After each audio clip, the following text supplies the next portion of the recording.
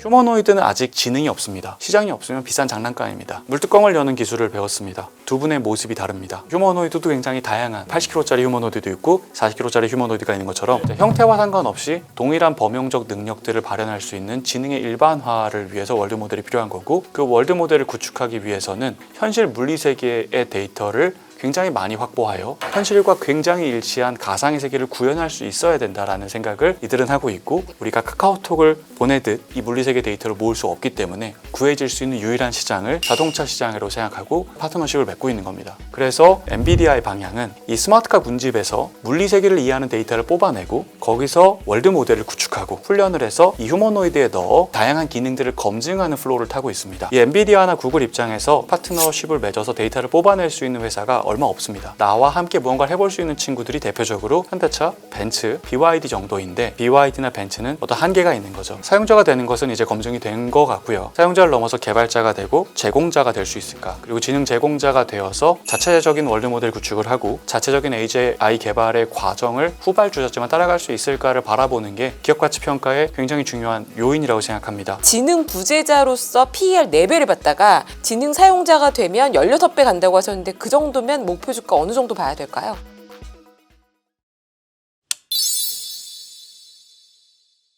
월드 모델을 만들고 있는 빅3 세 개의 기업이 이제 구글, 엔비디아, 테슬라라고 말씀해 주셨는데요. 네. 각각이 기존 비즈니스 모델 자체가 출발점이 서로 다르지 않습니까? 맞습니다. 이 셋의 강점과 약점, 누가 좀 더 승산이 있다고 보시는지 여쭤봐도 될까요? 네, 물론이죠. 네. 그러니까 자료가 많기 때문에 지금부터는 굉장히 띄엄띄엄 말씀드리겠습니다. 네. 구글의 이제 월드 모델 강화 루프에 대해서 제가 길게 다뤘는데, 간단하게 설명을 드리면 구글은 월드 모델 개발을 위해서 하나의 파이프라인을 사용하고 있습니다. 구글은 뭐 검색도 있고, 뭐 지메일도 있고, 워크플레이스도 있고, 이제 유튜브도 있죠. 네. 네. 근데 우리가 이 월드 모델이라는 것은 현실과 유사해야 되고, 현실이라는 것은 동작의 연속된 시퀀스이기 때문에 이런 흐름이 담겨져 있는 데이터 파이프라인이 유튜브입니다. 네. 물론 지금 우리의 방송은 가치가 없어요. 우리가 지금 동적인 행동을 하고 있지 않거든요. 네. 예, 그들이 음악 보기에. 방송도 의미가 없습니다. 아. 하지만 우리가 이제 밖에서 뛰어노는 영상들, 네. 그런 것들이 이제 동작의 어떤 흐름들을 현실 물리 세계에서 어떻게 상호작용하는지에 대한 것들을 담고 있는 거거든요. 그래서 구글 같은 경우에 이제 오른쪽 그림처럼 유튜브 사용자 숫자가 굉장히 많이 늘어났고, 이 유튜브 사용자들이 있는 만큼 이제 수많은 컨텐츠 프로바이더들이 영상을 많이 올려줍니다. 네. 그래서 왼쪽에 적혀 있는 것처럼 하루에 72만 시간의 이제 비디오 데이터가 올라오고, 이 중에 상당 부분을 동적인 데이터를 뽑아내서 이걸로 이제 월드 모델의 기반을 닦습니다. 그리고 여기 월드 모델 안에 예를 들어 얼마 전에 이제 현대자동차의 보스턴 다이나믹스, 아틀라스가 이제 구글 딥마인드와 협력하는 발표가 CES에서 있었죠. 네. 그럼 보스턴 다이나믹스의 아틀라스를 디지털화하여 이 월드 모델에 넣어서 이 안에서 이 아틀라스가 수행하기를 원하는 기능에 대한 훈련을 하고, 여기서 훈련된 능력들을 다시 현실 세계 아틀라스에 넣어서 검증하면서 여기서 에지 케이스가 발생하면 이거를 다시 트레이닝하는 방식의 루프 구조를 갖고 있죠. 그래서 이 과정을 통해서 이제 구글은 이 지능에 대한 개발을 계속 해왔고, 월드 모델에서 만들어낸 이 첫 번째 이 로보틱스에 들어갈 수 있는 지능이 RTX, RT1, RT2 이것들을 융합해서 RTX라는 모델이 23년에 등장을 했었고요. 네. 그 다음에 이제 25년에 제미나이 로보틱스가 이제 처음 등장하고, 그리고 이제 25년 10월, 작년 10월이죠. 이때 올해 1월에 현대자동차와 협력하겠다고 발표한 제미나이 로보틱스 1.5까지 이제 진화를 시켜왔습니다. 사실 여기 되게 길게 설명드릴 내용이 있지만, 네, 이걸 다 스킵하고 1.5만 말씀을 드려보면, 자, 그러면 이 과정, 그 방대한 비디오 데이터 풀을 이용해서 그리고 현실 세계 검증까지 해가며 해왔는데 점수가 어떨까? 이 벤치마크 점수가 논문에 다 등장을 합니다. 네.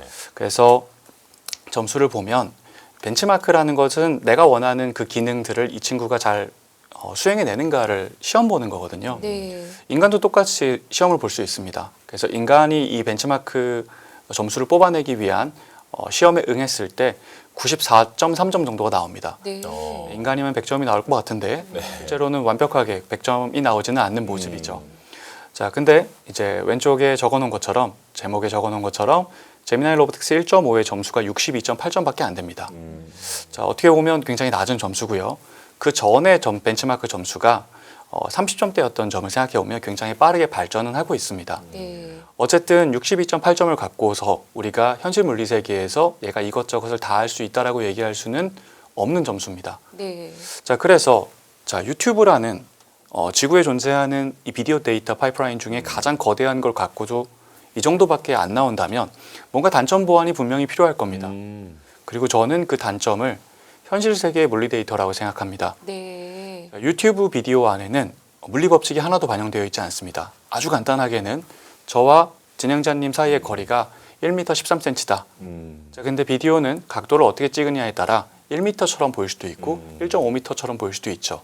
그런 불확실한 숫자를 갖고 이 시퀀스를 학습한 모델은 뭔가 이 컵을 집어서 올려야 되는데 컵을 집지 못하고 이렇게 헛손질을 하는 모습을 보여줄 수도 있는 거죠. 네. 현실 세계의 물리 법칙을 정확히 이해하고 있어야 아주 간단한 이런 노동도 구가가 가능하다라고 저는 생각을 하고요. 이런 물리 법칙이 포함되어 있지 않은 비디오 플로우는 사실은 63점 정도밖에는 결과를 못 내는 것이 아닌가라고 구글도 생각을 할 겁니다. 네. 그래서 구글은 현실 물리 세계를 모으기 위한 현실 물리 세계에서 물리 데이터를 뽑아낼 수 있는 파이프라인 기업들과 계약을 하고 있고요. 그 대표적인 경우가 오른쪽에 있는 웨이모라는 회사, 자회사가 있고요. 그리고 왼쪽 그림에 있는 앱트로닉처럼 몇몇 휴머노이드 기업들과 이 어떤 지능의 검증용이든 지능의 개발을 위한 데이터 확보용이든 협력을 해가고 있습니다. 그리고 그 기업들 중에 가장 많은 이 디바이스 제공을 하면서 가장 많은 물리 데이터를 뽑아줄 수 있는 파트너로 우리가 새롭게 알게 된 회사가 오른쪽에 표시해 놓은 보스턴 다이내믹스라고 얘기할 수가 있는 거죠. 예. 이것이 지난 1월 달 현대자동차 주가가 급등했던 이유입니다. 자, 그리고 엔비디아 얘기도 간단하게 드리면 네. 자, 엔비디아가 우리가 GPU를 굉장히 잘 만들어서 데이터 센터의 이제 왕이다라고 쉽게 인지를 하고 있는데요. 제가 알고 있는 엔비디아는 게임 왕입니다. 전 세계 게임 엔진, 게임을 네. 개발하는 엔진 시장의 90% 이상 점유율을 엔비디아가 이제 기여를 하고 있고요. 네. 제가 어렸을 때, 대학생 때 게임을 하려고 하면 엔비디아 피직스 기반으로 만들어진 게임이 가장 실감나는 게임이다. 눈 위를 뛰어가면 눈 위에 발자국이 리얼하게 남고 네. 수류탄을 던지면 이게 파편이 튀고 부서지는 모습이 가장 리얼하고 네. 그래서 게임을 할 때 엔비디아의 그래픽 카드를 사용하고 엔비디아의 피직스 기반으로 만들어진 게임이 가장 현실적인 게임이다라는 이야기들을 했었습니다. 네. 그래서 지난 20년 동안 게임 시장을 지배해온 게 또 엔비디아이기도 합니다. 네. 자, 근데 게임은 뭐냐? 시뮬레이션입니다. 가짜 세계죠. 네, 인간 세계와 굉장히 유사한 가짜 세계죠. 그래서 엔비디아는 자신 있는 겁니다. 월드 모델을 구축하기 위한 네. 이 현실과 굉장히 일치하는 현실의 물리 법칙이 작동하고 그리고 내가 원하는 가짜 세계를 현실과 정말로 유사하게 얼마든지 뽑아낼 수 있는 이 월드 모델을 잘하는 것에 자신이 있는 겁니다. 제일 열심히 해왔겠네요. 지금까지. 맞습니다. 네. 그래서 2017년 GTC에서 휴머노이드 개발 시뮬레이션을 공개를 하고 18년에는 자율주행 자동차 개발 시뮬레이션을 공개하고 그리고 2020년에는 옴니버스라는 이제 프레임을 통해서 다양한 시뮬레이터들을 휴머노이드 시뮬레이터, 자율주행차 시뮬레이터, 스마트 팩토리 시뮬레이터, 선박 제조 시뮬레이터 이 모든 것을 융합하는 시뮬레이터를 공개를 하고 23년에는 자, 생성형 인공지능이 우리가 텍스트 기반으로 이해를 많이 하는데 네. 자, 이제 디지털 객체 만들어내는 생성형 인공지능을 만들어냅니다. 저기다가 1970년대에 만들어진 약간 빈티지 감성의 2인용 버건디 색깔의 소파 바로 배치해줘. 자, 이런 생성형 객체 인공지능 챗 USD도 만들어내고 24년에는 환경 시뮬레이터. 자, 이제 내가 부산에서 자율주행차 훈련시킬 건데 3일 뒤에 대만에서 태풍이 올라와. 앞으로 일주일 동안 환경, 비가 오는 환경 리얼하게 조성해줘. 이런 환경 생성형 인공지능까지 만들어내고 25년에 이 모든 걸 융합한 월드 모델을 등장시킨 겁니다. 네. 근데 이 월드 모델이 이제 얼마나 대단한지를 이제 개발 관점에서 말씀을 드려보면 이제 아까 유튜브가 72만 시간의 비디오 데이터가 하루에 이제 계속 발생을 하니까 그걸 네. 기반으로 만들어졌다라고 얘기를 드렸는데 엔비디아 같은 경우는 2천만 시간의 비디오 데이터를 기반 이제 프리 트레이닝을 하기 위한 데이터로 활용했습니다. 근데 우리가 GPT-5, 챗GPT를 잘 아시잖아요. 네. 오른쪽에 정리해 놓은 것처럼 이 텍스트 기반의 LLM들이 이제 정확한 숫자를 공개하지 않지만 이 텍스트 기반의 LLM을 만들기 위한 이 기반 토큰의 개수가 뭐 한 20조 개, 30조 개에서 많게는 100조 개 정도 활용해서 만들었다고 얘기를 합니다. 네. 근데 이 2천만 시간의 비디오 데이터는 네. 당연하게도 텍스트와 비디오가 다르죠. 지금 9천조 개의 토큰으로 학습을 했습니다. 예. 어마어마한 거죠. 자, 근데 엔비디아도 63조입니다. 아, 그래요? 네, 이게 이제 작년에 저 코스모스라는 월드 모델이 공개되면서 발표된 벤치마크 점수죠. 이것도 뭐 제가 그려낸 게 아니라 엔비디아가 발표한 논문에 다 적혀 있습니다. 네. 자, 그래서 젠슨 황도 이야기를 합니다. 더 많은 현실 데이터가 필요하다. 네. 내가 게임을 만들면서 게이머들에게 정말로 현실과 일치하는 시뮬레이션 세상을 제공해서 재밌는 게임을 즐길 수 있게 도와줘 왔는데 이 시뮬레이션을 능력을 이용해서 학습을 시키고 이 학습된 기능들을 그것이 어떤 기능이든 내가 AGI를 개발하기 위한 관점에서 하나하나의 AI들을 개발하기 위해 이 기능들을 여기서 훈련해서 넣었더니 점수가 안 나온다. 그러면 방법은 하나뿐. 더 현실적인, 더 현실과 일치하는 이 월드 모델을 구축해야 된다라는 것이고 그래서 작년 1월 이 인터뷰에서 더 많은 현실 데이터가 필요해 라고 얘기하는 거죠. 자, 그리고 엔비디아는 이 현실 데이터를 모으기 위해서 수많은 도전을 해왔고요. 네. 이 도전을 함에 있어서 지금 이제 왼쪽에 보시면 휴머노이드의 양산 대수 전망을 넣어놨습니다. 자, 이것만 보면은 이제 휴머노이드가 굉장히 많이 늘어나니까 네. 휴머노이드 군집이 이제 엔비디아에게 어떤 데이터 파이프라인이 되겠다라는 생각도 드는데요. 요 왼쪽 차트는 단위가 만 대고요. 네. 이거를 이제 100만 대 단위로 바꿔서 그대로 똑같이 그리면 가운데 그림입니다. 아. 사실 이제 뭐 당연한 얘기지만 잘 안 네. 보이죠. 네네. 현실 세계에서 예를 들어 제가 오늘 카카오톡으로 친구에게 나 오늘 연합 인포맥스에 나가라고 카톡 한 줄을 보내면 네. 제가 LLM이 훈련할 수 있는 디지털 데이터 한 줄을 더 추가한 거고 우리 전 세계 80억 인구가 디지털 데이터는 어마어마하게 몰아주고 있습니다. 하지만 우리 주변을 돌아보면 이 물리 데이터를 현실의 물리 세계에 있는 물리 법칙의 숫자들을 다 정량하면서 제가 이 컵을 만지면 움직이고 노트북을 접으면 접히고 이런 상호작용을 물리 법칙의 숫자들과 함께 모으고 있는 경우는 없거든요. 네. 그래서 이제 이 자동차 시장이라는 것이 테슬라가 그러하듯 이 물리 세계의 데이터를 모을 수 있는 방법론으로 부상하고 있는 거고 휴머노이드는 아직 지능이 없습니다. 예. 우리가 유니트리가 됐던 유비텍이 됐건 피규어가 됐던 심지어 테슬라의 옵티머스가 됐건 그 친구들이 제대로 된 지능을 갖고 설거지를 해주고 옷을 개고 요리를 해주고 이 여러 가지 노동들을 굉장히 높은 숙련도로 해줄 수 있다고 아직 믿지 않거든요. 네. 지능이 없으면 시장이 없고 시장이 없으면 비싼 장난감입니다. 그래서 현재의 플로우는 엔비디아의 방향은 이 스마트카 군집에서 물리 세계를 이해하는 데이터를 뽑아내고 거기서 월드 모델을 구축하고 그리고 월드 모델에서 훈련을 해서 이 휴머노이드에 넣어 이 다양한 기능들을 검증하는 플로우를 타고 있습니다. 그리고 이것을 우리가 GTC 이번 2026년 3월에 있었던 GTC에서 보면 이 스마트카 군집 중에서는 벤츠, BYD, 현대자동차가 이제 여기 파트너로 올라와 있고요. 예. 시간이 제한적이라 간단히 얘기 드리면 벤츠 같은 경우에는 굉장히 많은 데이터 파이프라인 역할을 하기에는 부족합니다. 네. 일단 테슬라보다 가격이 너무 비싸고요. 그리고 이 CLA라는 벤츠가 판매하고 있는 차 중에 가장 저렴한 차에서 알파마이오가 탑재가 되는데 지난해 미국에서 판매량이 한 2,000대밖에 되지 않습니다. 아, 그래요? 네.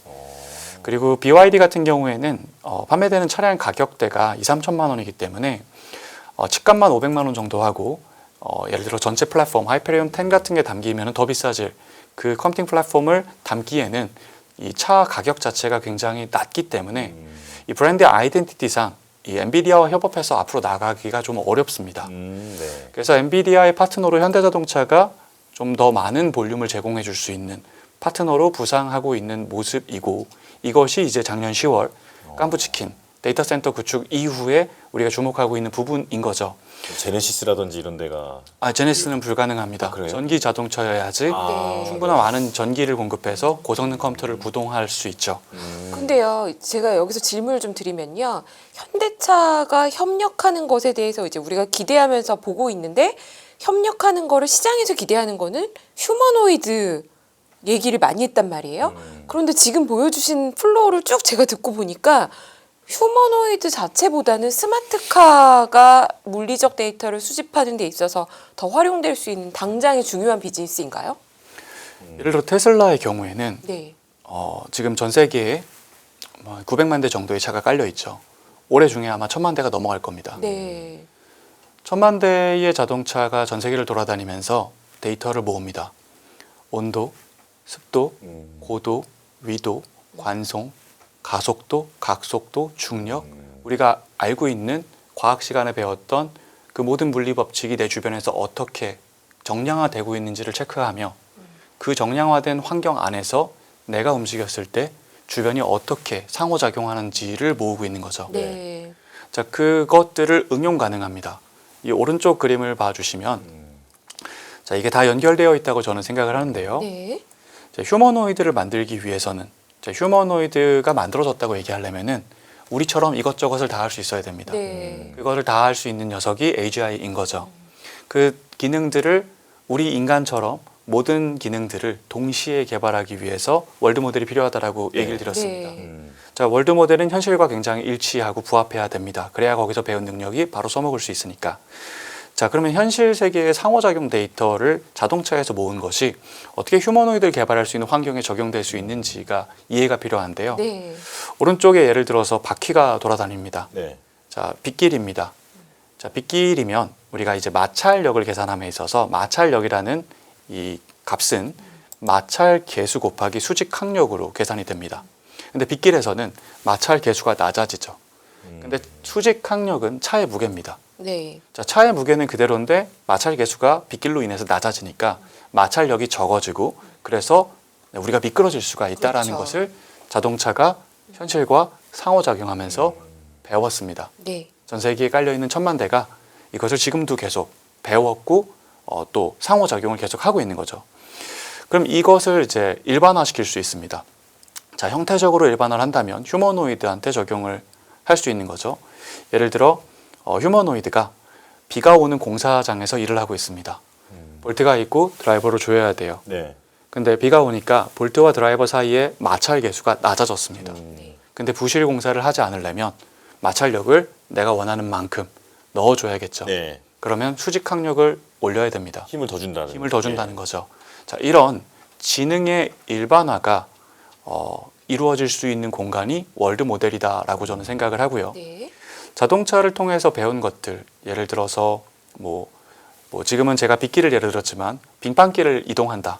그럼 빙판길에서는 차가 또 마찰 계수가 낮아서 미끄러지겠죠. 네. 바퀴가 돌든 2다리로 걷던 4다리로 걷던 8다리로 걷던 빙판길에서 조심해서 걸어야 된다라는 이런 형태와 상관없는 지능의 일반화가 가능하고요. 제가 물뚜껑을 여는 기술을 배웠습니다. 근데 예를 들어 제 몸의 모습이 다르고요. 두 분의 모습이 다릅니다. 휴머노이드도 굉장히 다양한 80kg짜리 휴머노이드도 있고 40kg짜리 휴머노이드가 있는 것처럼 네. 우리 인간 중에서는 20kg의 거구인 분도 있고 20kg 몸무게의 아기도 있습니다. 이 다양한 형태의 사람들이 물뚜껑을 다 딸 수 있거든요. 자, 형태와 상관없이 동일한 범용적 능력들을 발현할 수 있는 지능의 일반화를 위해서 월드 모델이 필요한 거고 그 월드 모델을 구축하기 위해서는 현실 물리 세계의 데이터를 굉장히 많이 확보하여 이 현실과 굉장히 일치한 가상의 세계를 구현할 수 있어야 된다라는 생각을 이들은 하고 있고 네. 그것을 모을 수 있는 방법론이 우리가 카카오톡을 보내듯 이 디지털 세계의 자산을 모을 수 있는 것처럼 쉽게 이 물리 세계 데이터를 모을 수 없기 때문에 그게 구해질 수 있는 유일한 시장을 자동차 시장으로 생각하고 여기서 파트너십을 맺고 있는 겁니다. 그러면 휴머노이드 자체를 지금 당장 많이 만드는 게 현대차로서의 포인트가 아니라 스마트카를 많이 만들어서 물리세계 데이터를 구글이나 엔비디아에 보내주는 역할을 할 거라고 기대하는 건가요? 저는 이제 양쪽에서 다 중요한 의미가 있다고 생각을 합니다. 사실 요즘 보면 중국의 네. 샤오펑이나 샤오미나 리오토나 굉장히 많은 스마트카 회사들이 휴머노이드에 진입을 하고 있습니다. 네. 테슬라도 가장 대표적인 그런 비즈니스 모델을 갖고 있는 회사고요. 자, 그게 이렇게 연결이 되는 거죠. 아까 말씀드렸듯 물리세계 데이터를 많이 모으기 위해서는 스마트카를 많이 배포해서 더 많은 현실 세계에서의 상호작용 데이터를 모아야 됩니다. 그리고 그걸 통해서 만들어 놓은 월드 모델 환경 안에서 다양한 기능들을 훈련시킴으로써 그것을 이제 기능의 확장, 이동 능력 외에 더 많은 기능의 확장을 만들어내는 도전을 하고 있고, 그 기능을 구현함에 있어서 가장 범용적으로 쓰일 수 있는 폼팩터가 사람 모습의 휴머노이드니까 휴머노이드의 실물을 만들어 이 실물, 현실 세계에 존재하는 휴머노이드가 내가 월드 모델에서 개발해 놓은 굉장히 효율적으로 빠른 시간 안에 개발해 놓은 이 지능들을 검증하는 용도로 일단 쓰이고 있고요. 네. 이 검증을 넘어서 정말로 높은 성공률을 갖고 현실 세계에서 바로 적용 가능한 수준에, 아까 점수가 굉장히 낮았었지만 이것이 이제 99점, 99.9점까지 올라가면 그때부터는 휴머노이드 형태의 로봇도 지능이 어느 정도 완성되었다라고 생각하며 우리가 시장이 열리는 걸 보게 될 것 같습니다. 네. 테슬라의 로봇택시가 이제 시장이 열어서 이제 점점 확대될 것을 기대하는 것처럼 마찬가지의 방향이 만들어질 거라고 저는 생각하는 거죠.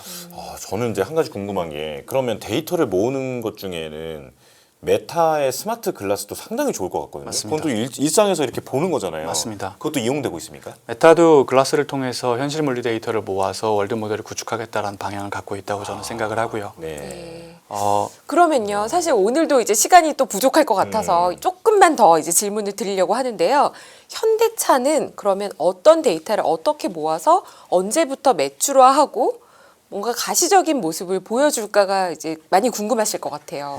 네, 네. 현대차 얘기로 바로 넘어가겠습니다. 네. 저도 좀 마음이 급한데. 네. 죄송합니다. 죄송합니다. 시간이. 저희가 몇 시간은 모셔야 되는데. 네. 아닙니다, 아닙니다. 네, 그 이제 현대자동차가 구글과 파트너십을 맺었고 1월 CES에서 엔비디아와 파트너십을 맺었다라는 그 현상을 우리는 지켜봤습니다. 그것이 네. 이제 리레이팅으로 이어졌고요. 자, 그럼 이 이야기를 하기 위해선 일단 먼저 구글과 엔비디아가 정말 급한가? 현대자동차라는 친구가 지금 굉장히 좋은 파이프라인 역할을 해줄 수 있다고 하는데 네. 현대자동차 외에 다른 파트너들이 생기는 것을 기다릴 수 있지 않을까? 지금 굉장히 그렇게 빠르게 뭔가를 해야 될 만큼 급한가? 라는 그들의 니즈를 먼저 좀 이해할 필요가 있는 것 같고요.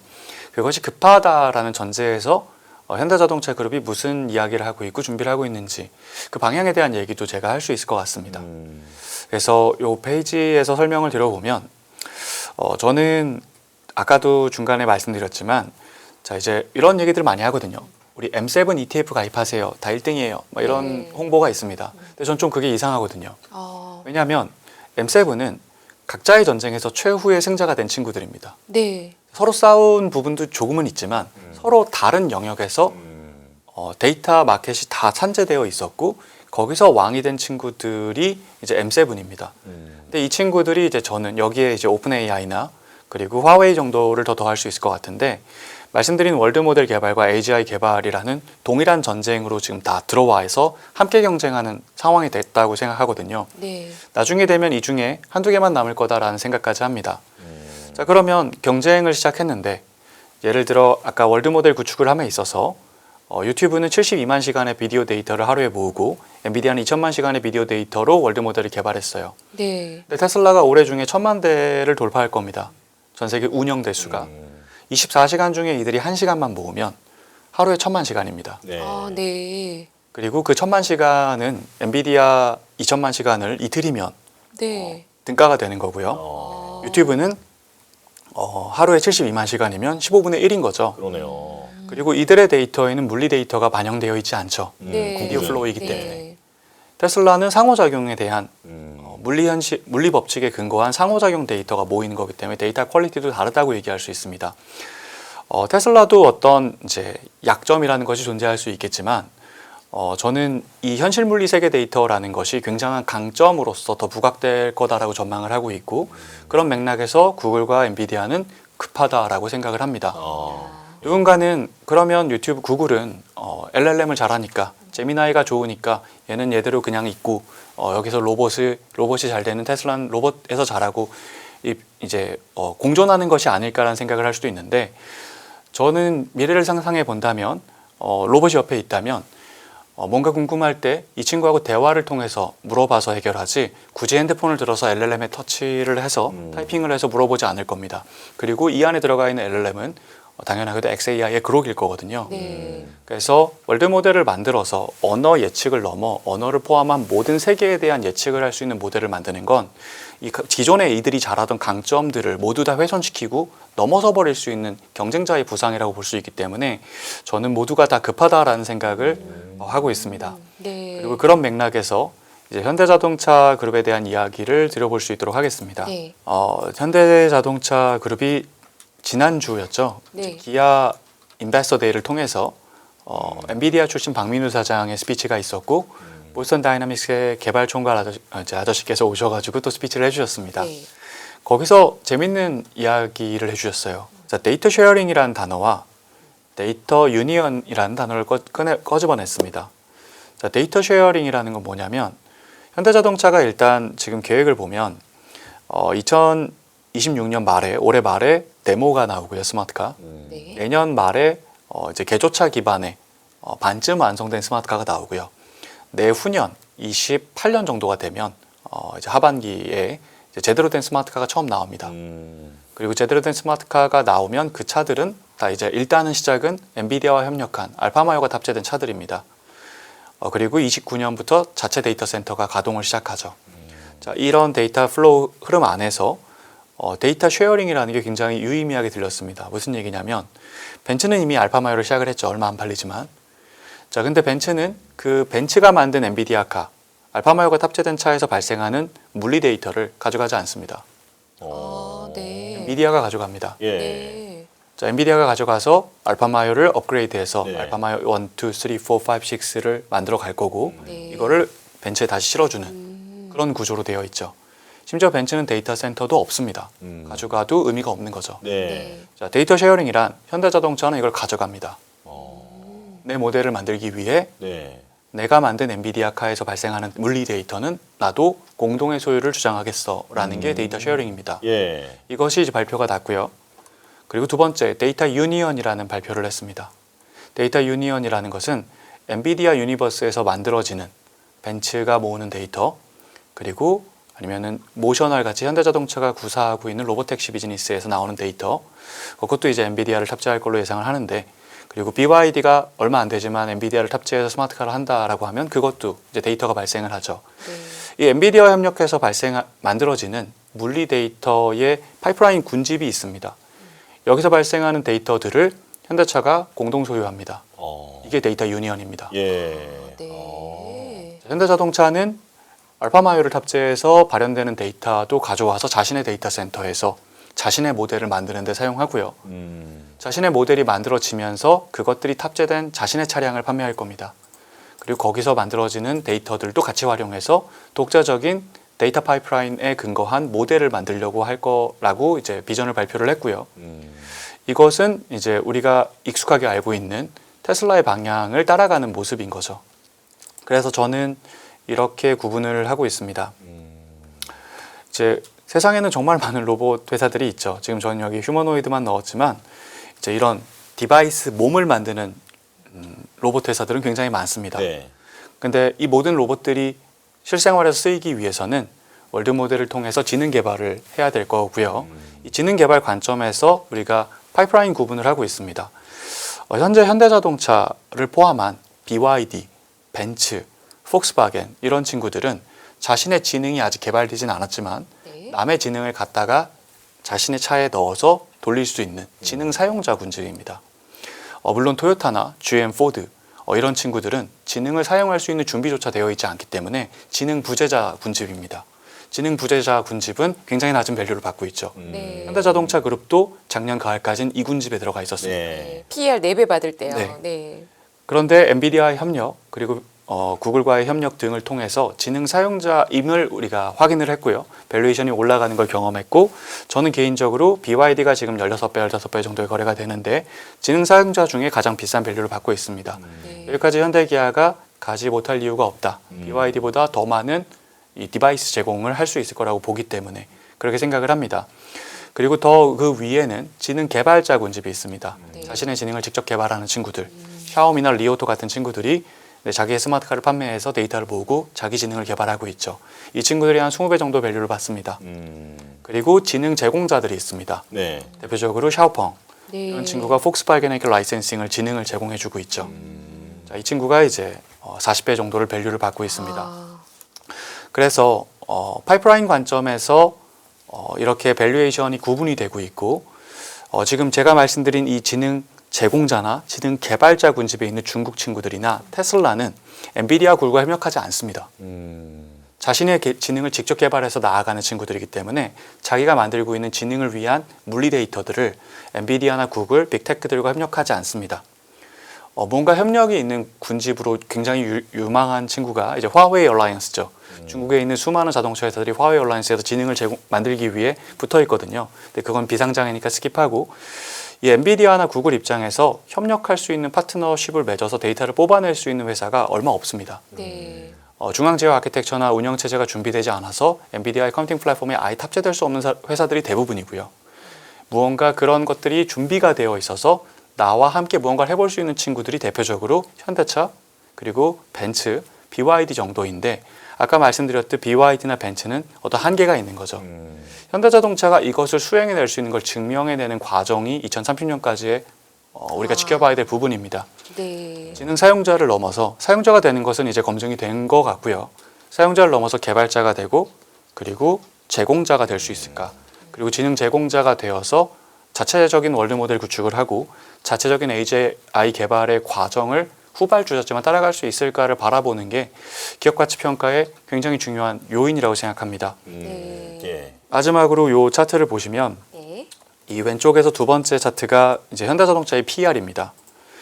자, 현대자동차는 2024년에 역대 최대 이익을 기록했습니다. 역사에 없는 어마어마한 레벨의 이익을 만들어냈죠. 주가는 하나도 안 갔습니다. 왜냐하면 보시는 것처럼 10배 정도의 밸류였던 22년 초의 PER이 4배까지 내려갔거든요. 네. 지능 부재자라는 군집에서 네. 시간이 흐를수록 미래가 가까울수록 지금 너가 하고 있는 비즈니스 모델은 없어질 비즈니스고 다가올 비즈니스에 대한 준비가 안 돼 있으니 계속 디레이팅이 되니 실적이 아무리 좋아도 주가가 못 갔던 겁니다. 그리고 지금은 자, 이란 사태 지금 네. 벌어졌죠.